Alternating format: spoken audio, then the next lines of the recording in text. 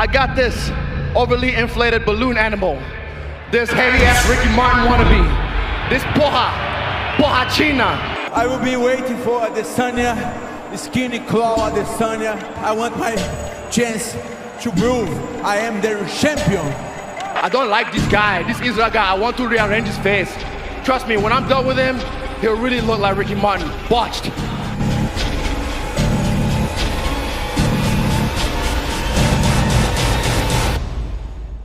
Costa, living la vida Costa. I'll see you soon, boy. Of course, Adesanya looks incredible lately. He's fucking awesome. What was his last fight? Oh, Yoel Romero. Okay, it was kind of one he'll forget. Yoel Romero and Izzy Adesanya. Listen, this was not the fight we expected. This one laid an egg. This one is the cure for insomnia. I thought that Paulo Costa's reaction to the main event, the lackluster main event of Yoel Romero and Izzy Adesanya, was very interesting. That fight was fight. I'm sad throughout that fight. He's sad about this. He's sad as a middleweight, as a top middleweight, as somebody who cares about the middleweight division. He is sad that they now get a little bit of a black eye from having a fight that wasn't what we expected. Adesanya is afraid. He's afraid to fight against big guys, against powerful guys. Izzy's a little annoyed that everyone jumped off this bandwagon after the Romero fight. I mean, we forget, last year, arguably the fighter of the year, incredible performance against Robert Whittaker, right? I mean, fight of the year against Kelvin Gastelum. The Anderson fight was fun, and then all of a sudden the guy has one, substandard fight. Everyone's like, oh, he's a bum, he's a bum, he's a bum. This is the guy just standing there and doing this. Yeah, what's that? Right. What's that? What do I have to do with that? It takes two to tango. Right. Like, what am I supposed to do with that? Is that Paulo Costa will be next, and it'll be a very... I know he's going to bring the fight. That Poha China is going to bring the fight, so I'm looking forward to that, definitely. I will destroy him. I will hit him so badly. He will cry inside the cage. I predict that's fight of the year. Fight of the year. Costa's got the power. Israel's got the technique. He's definitely the more capable, flashier striker. He's got more technique, but the power of Costa and the chin of Costa, and he's going to go forward. He's not going to do what Romero did. He's a fucking monster. He just fucking goes forward like a madman, swinging wild, heavy shots. We should be praising heaps on Paulo Costa, because that guy's scary. He's fucking terrifying. That guy's the future. He's legit. All he does is train.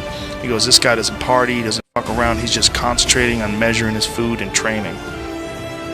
So, you would never believe that Johnny Hendricks was a former world champion if you saw the way the Eraser beat the shit out of him. Paulo Costa, is that tougher challenge for you than Robert Whittaker, or do you think? Fuck no. And when I go inside the cage, I will not wait for him. I will go inside and hit him very badly.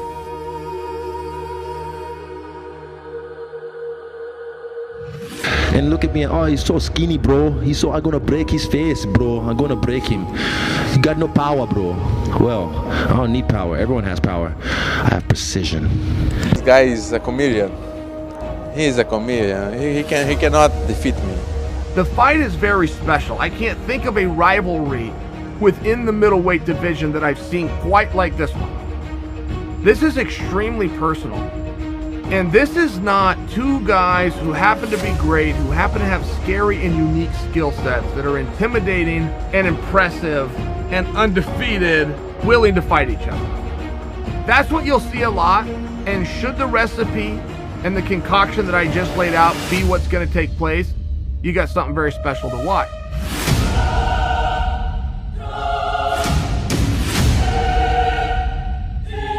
So you got the technician against the brawler, you got the faster guy against the stronger guy. It's a fucking great matchup. Somebody's has to go. There is no other fight for the 185-pound title that we want to see, right? This is the fight. Like, there's no debate. They want the fight, we want the fight. I love that about it. I think this is one of the most exciting fights the UFC can make. The aesthetic of it, like, I'm this skinny person, this little frail kid that everyone looks at, and then he looks like the perfect antagonist. He's big, bulky, juice to the fucking gills. and he's a marauder. He's a guy that beats everyone on the fence. So when I come in there with some Bruce Lee shit, come on, it's gonna, oh my God, wow, he beat that big muscle boy. Oh, like the casuals are gonna feed off it, and that's just, I love that, because my story, right, you can't just have it like going good and going great. In a story, you need a dip, you need a bit of a valley when things go shit, and that was me for my last fight. That was a dip, and now this is the rise back. What better antagonist than this guy who was undefeated, KO artist. He looks the way he does, you know, ballooned up, and it's like David and Goliath, and I f this guy up. It's spectacular, as you know, as they would say, someone's always got to go. Yeah, it's a beautifully set up story. Yeah, it's a beautifully set up story. You couldn't write the shit. You could, but it's real. Israel. Adesanya is nothing. Adesanya is the most shameful champion I have seen ever. He just run. He's nothing. He's nothing. He's scared. Paulo Costa just wants this fight so bad. Paulo Costa, after the fight, tried to rush the cage with like his manager or something. Security had to come and throw him out. He went crazy and jumped over the gate and was going crazy. We threw him out, you know, and I just had to calm those guys down in the back. You know, he wants this fight so bad. That fight's going to be ridiculous because Paulo Costa will move forward. He will not stop punching. He's going to throw big shots and try to knock him out. When you have Paulo Costa, who is less dynamic but equally as intimidating, who makes up for some of those unusual techniques with good raw power, is the power and the forward motion and the cutting off of the ring of Paulo going to simply overwhelm Adesanya, or is Adesanya going to move around and touch him up? But that is a fascinating match to the highest of levels. These guys are so completely different, and the only thing that they share in common is they cannot wait to fight. I've had over 100 fights in my lifetime. I've had over 80 kickboxing fights. And this guy's gonna actually come forward and try and f with me. He's too emotional, and already I know how that fight's gonna go. I'm gonna sleep that guy. He's a guy that I've had a lot of kickboxing fights. His reach, his arms when he lets it down reaches his waist. You know, I'll pick him apart. He's a guy that I'll definitely jab, pick apart, catch him, and then knock him out. I will raise you. I think that Israel Adesanya is a massive star. As you see, Israel Adesanya is just one of those guys that now I watch him and I feel like I can feel almost like the star radiate off of him.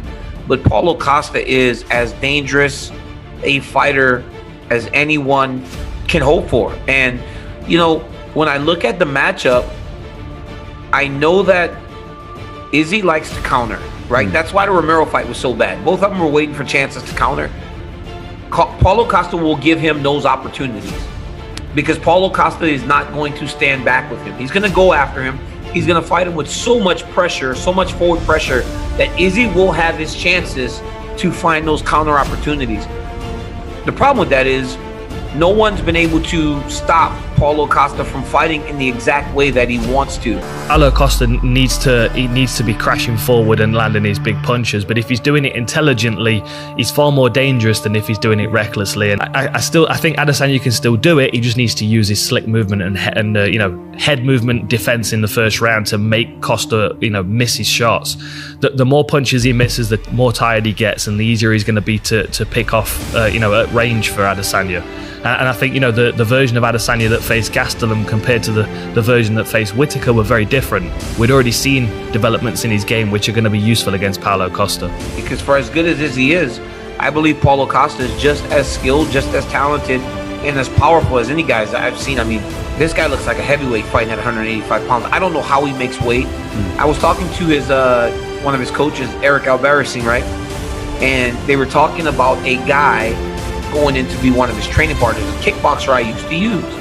And I was like, yeah, I was like, he's tough. I was like, he goes, good. Because Paulo needs so many guys.